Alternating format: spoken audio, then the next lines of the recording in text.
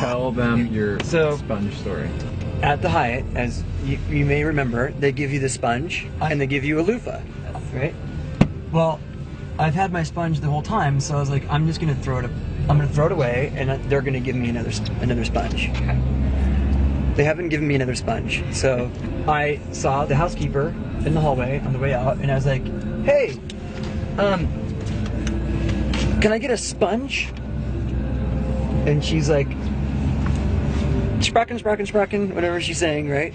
Sparkle, sparkle. Sparkle, sparkle. And she pulls out like soap, because I was like, "Sponge," you know, and she's like, "Hold up the soap," and I go, "No, not that." So she goes back in and she pulls out the same thing and she's like, "This."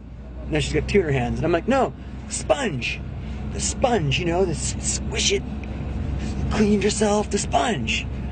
And she's like, she goes in and she pulls out 4 of the soaps, and she's like, "Yeah." And I'm like, "No, sponge, sponge, right? Sponge, spongy, squish, clean your body."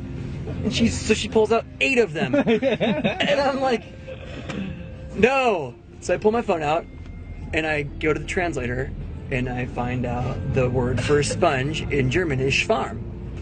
So I'm like, "SCHWAMM," and she's like, "Oh," and she just unleashes in German, like now all of a sudden I know how to speak German. Obviously, I don't speak German, but the second I said SCHWAMM, it's as if she was like, "Oh, you got it now." She thought like, "Oh, he picked up his phone and downloaded German to his brain, so now I can talk to him in German." Yeah.